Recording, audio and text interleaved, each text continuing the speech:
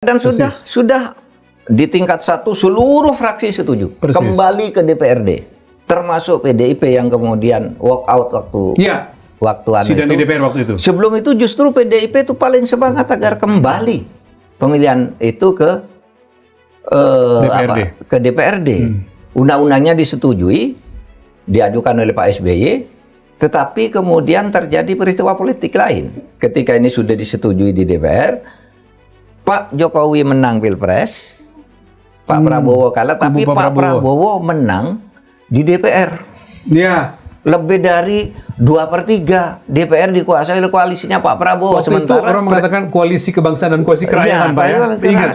Oke. Nah, undang-undang yang tadinya sudah disetujui itu ketika dibawa ke paripurna, kemudian pecah. PDIP tidak setuju. Karena apa? Karena undang-undang seperti ini, nanti kalau dibiarkan, DPR-nya itu dari pusat sampai ke daerah akan dikuasai oleh koalisinya Pak Prabowo. Sementara Presiden itu menguasai eksekutif, tetapi nanti di DPRD, kepala-kepala daerahnya itu kan ditentukan oleh koalisi ini.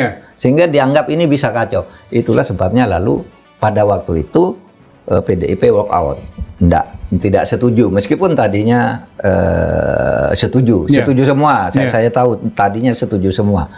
Kemudian Pak SBY yang sudah memperjuangkan itu dibully orang, ya Pak BW. Masyarakat sipil kalau mengundangkan ini Pak SBY itu berarti merusak demokrasi. Dia sudah berhasil membangun demokrasi, tapi dengan undang-undang ini berarti Pak SBY menghancurkan bangunannya sendiri tentang demokrasi. Akhirnya Pak SBY mengambil jalan tengah. Undang-undang itu diundangkan karena sudah disahkan kan di DPR, tidak mungkin tidak. Undang-undang disahkan tanggal 29 September tahun 2014, tapi 2 hari kemudian, tanggal 2 Oktober dicabut, diganti dengan Perpu. Itulah yang berlaku sekarang. Nah, Mas, dengan adanya putusan MK bisa liar loh ini. Bisa liar, bisa muncul lagi, udahlah kalau begitu kita kembali ke DPRD aja. Itu dulu udah didukung dan itu sudah berjalan. Gagasan lama itu bisa muncul lagi, Pak ya? Bisa. Itu disebut, karena kata MK itu bisa langsung, bisa tidak langsung, itu sama konstitusionalnya. Jangan-jangan bisa liar ke situ, nanti kembali lagi ke perdebatan tahun 2014. Itu kotak Pandora yang mungkin muncul. Yang kedua, MK itu sebenarnya sudah membuat putusan bahwa jenis-jenis pemilihan yang konstitusional itu menurut MK, putusan nomor 14 tahun 2013 ada 5 jenis, ya. DPRD, DPD, Presiden, DPRD, DPR, DPD, Presiden, DPRD itu jenis 1. Itu pemilu sendiri, lalu nanti kepala daerah sendiri. Jenis kedua, DPR, DPD, Presiden, Wapres, kepala daerah, jenis sendiri. Lalu yang sedang berlaku sekarang ini, yang kemarin 2024, DPR, DPD, Presiden, Wapres, DPRD, dan kepala daerah. Jadi di tahun yang sama. Ini yang sedang berlaku karena kata MK ini konstitusional. Nah, menurut MK itu konstitusional. Iya, masuk kelompok yang ketiga yang sudah diputuskan oleh MK ini. Sudah masuk kelompok ketiga dan sudah benar. Dan kelompok keempat, DPR, DPD, Presiden, Wapres, dan beberapa waktu setelahnya. Nah, MK sekarang ikut ini. Yang itu. Ikut yang keempat, padahal dulu ini hanya satu alternatif yang diserahkan ke pemerintah. Nah, di situ saya lihat MK tidak konsisten. I see. Ya kan? Jadi MK kemudian di dalam putusan nomor 55 tahun 2019, ini ada putusan lagi nih, yang kemudian menyatakan di dalam putusan itu bahwa pilkada itu harus dipisah antara pusat dan daerah, ikut yang nomor 4. Padahal yang nomor 3 sudah dinyatakan benar, sekarang harus pindah ke 4 itu, pusat daerah dipisah tahunnya gitu.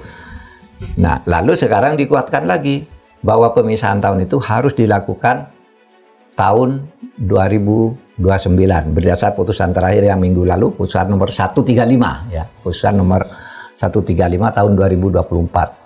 Tahunnya 2024 diucapkan ini, itu biasa. Beda antara nomor tahun, nomor dengan tahun ucapan.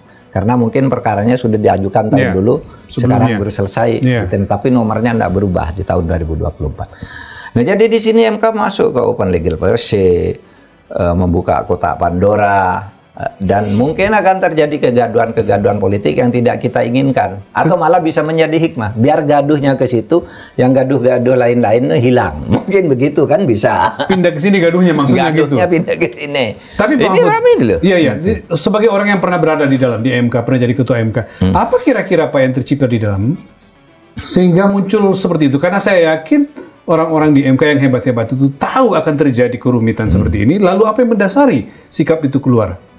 Mungkin independensi MK mungkin. Oh, oke. Ya. Mungkin ya. Apa maksudnya Pak independensi mungkin MK? Pertobatan saja. Dulu kan MK pernah di tahun 2023 dan sampai 2024 tuh namanya kan hancur lebur lah. Oh. Sampai ketuanya dipecat, ya sekarang melanggar etik, semua hakimnya dapat peringatan. Yang perlu mental yang memberikan ruang kepada Gibran. Yang itu ya Pak ya? Termasuk itu. Isinya itu MK itu tidak independen. MK itu menurut istilah MK yang dipimpin Pak Jimli, MK telah membiarkan dirinya diintervensi oleh pihak luar gitu. Nah mungkin sekarang saya tidak bisa diintervensi lalu membuat putusan kayak gini. Menarik, jadi semacam apa istilah Bapak? Pertobatan. Pertobatan. Tapi ini analisis Pak ya? Analisis. Dan saya tetap hormat lah kepada hakim-hakim MK karena ketika saya jadi hakim MK pun merasa putusan saya ini independen. Mungkin mereka sekarang merasa begitu ya biar aja gitu. Tapi menunjukkan ke publik kami sekarang independen, kami bisa memutuskan sendiri tanpa ada pengaruh. Kita lihat aja nanti risiko-risiko yang pertama akan timbul perdebatan di antara partai. Yang kedua, ingat orang yang ingin agar pemilu kembali ke DPRD itu banyak, termasuk pidato Pak Prabowo. Biayanya mahal kata Pak Prabowo, kenapa tidak dibikin? Iya, dan itu DPRD sah. Saja. Pidato Pak Prabowo itu sah karena ada putusan MK yang menyatakan bisa ke DPRD kok. Ada dasarnya ya? Ada dasarnya tadi putusan nomor 72. Bisa kembali ke situ loh perdebatannya nanti. Dan itu buang-buang energi. Karena banyak hal lain yang harus kita lakukan dalam pemberantasan korupsi. Tapi kita tetaplah harus bersifat konstitusionalis. Putusan MK ini harus dilaksanakan. Dalam arti harus segera dibuat undang-undang.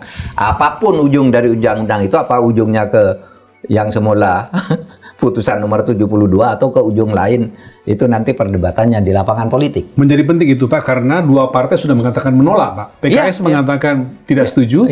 Pak Surya Paloh kemarin bicara Nasdem menolak. Iyalah itu mereka. Tapi kalau bagi saya ini harus dilaksanakan. Harus dilaksanakan. Tapi kotak Pandoranya banyak gitu ya. Silakan aja. Kalau misalnya tidak muncul Pak, tidak ada upaya itu, undang-undangnya tidak rampung, berarti terjadi kekacauan. Terjadi kekacauan. Kalau tahun 2000 pertengahan 2017 belum ada. 2027. Kalau pertengahan 2027 belum ada undang-undang yang diminta oleh MK untuk mengatur masa transisi itu, pasti kacau karena orang daftar pemilu gimana kan tidak tahu menurut MK. Daftarnya nanti kalau DPRD. Nah, sekarang undang-undangnya masih belum ada, kan gitu kan? Kan harus daftar sekarang apa besok itu sendiri udah kacau tuh. Belum lagi nanti kepala daerahnya, iya kan? Harus mengubah juga undang-undang tentang pilgub. Betul. Iya kan? Macam-macam banyak tuh yang harus diubah dan itu pekerjaan tidak mudah loh membuat satu undang-undang itu. Artinya di tengah kerumitan ini Pak Mahfud mengusulkan segera saja memenuhi itu dengan membuat undang-undang. Ya, segera disiapkan dari segala undang-undang. Tidak bisa dihindari. Itu harus dilakukan. Supaya kita tidak sampai pada kekacauan ya, periode kekacauan ya. Ya. Pak Mahfud, kita lama sekali tidak membahas KPK Pak Mahfud. Komisi Pemberantasan Korupsi.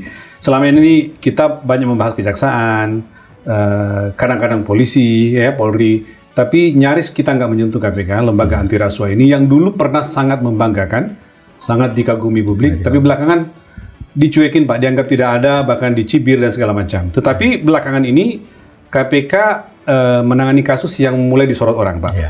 Saya sebutkan beberapa, misalnya satu tentang kasus dugaan korupsi infrastruktur jalan di Sumatera Utara. Yang kemudian orang mengatakan mestinya Bobi, Gubernur Sumatera Utara segera diperiksa Pak. Mantan Gubernur Jawa Barat juga. Mantan Gubernur Jawa Barat juga, betul. Jawa Timur juga. Persis.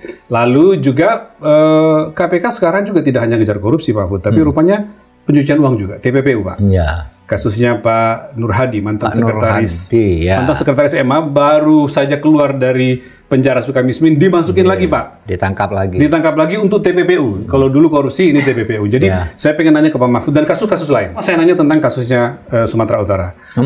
hampir semua orang berteriak meminta KPK untuk memeriksa Gubernur Sumatera Utara Bobi Nasution. Karena orang yang sangat dipercaya, anak buahnya dia di Kepala Dinas PUPR Sumatera Utara itu sudah dijadikan tersangka, Pak Mahfud. Ini orang yang sangat dipercaya ketika Bobi jadi wali kota, lalu ketika Bobi jadi gubernur dipilih. Hari keempat dilantik jadi gubernur, dia langsung ditetapkan sebagai kepala dinas dan sekarang jadi tersangka. Tapi juga KPK tidak memanggil Bobi. Apa komentar Pak Mahfud terhadap penanganan kasus ini oleh KPK? Mestinya dipanggil ya. Mestinya dipanggil. Untuk membuat perkara menjadi terang.